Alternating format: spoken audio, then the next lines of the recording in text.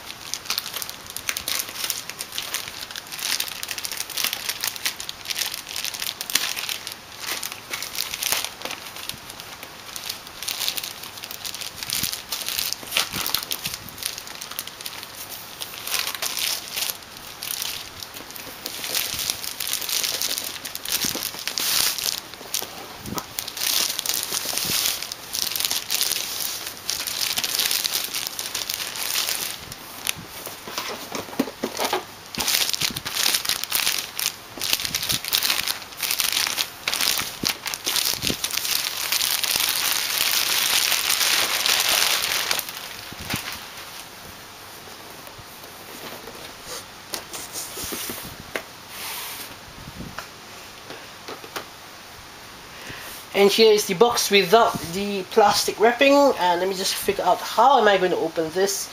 Let me see. I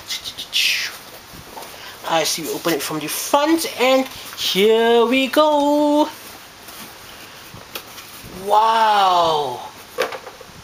So as you can see, like any other large scale doll from any company, Fate-chan comes completely disassembled and would take quite some time to put together, and I'll be doing that right after this video. So first up we have this pretty handy dandy instruction manual, sadly not in full color, with instructions on how to actually get all the clothes and accessories onto Fate herself. Let's put this out of the way. Let me see what it comes with.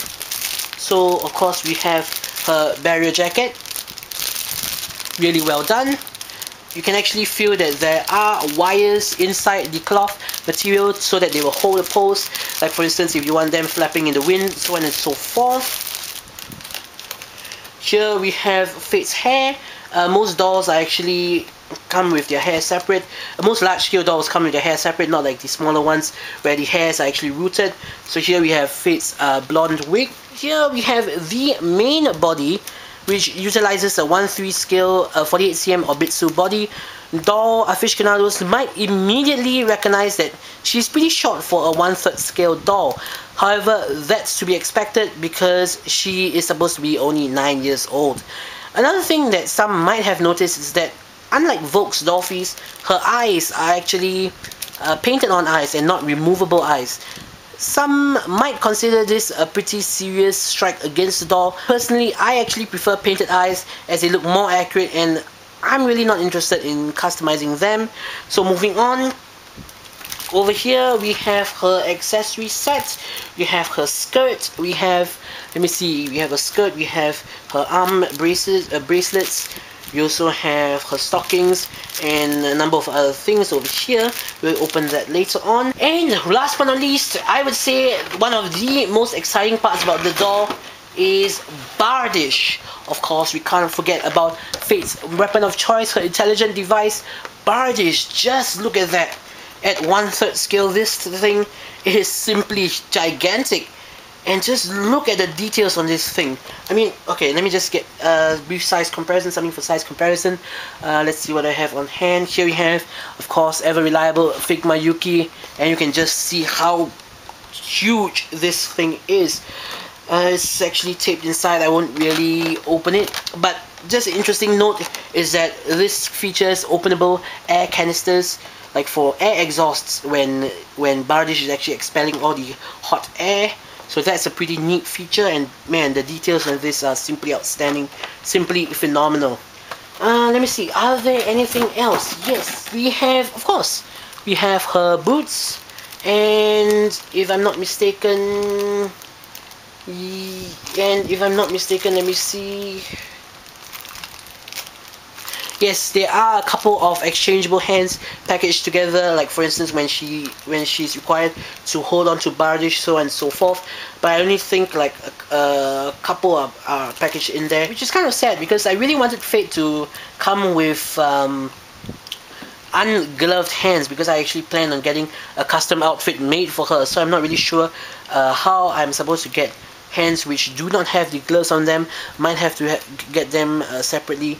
Not sure if they actually sell them separately, but we'll have to look into that. So that's pretty much all there is to it. I hope this video has been informative for those of you who have always wanted to know more about a large scale doll, or simply interested to find out more about A-Zone's 1/3 scale Fate Testarossa doll.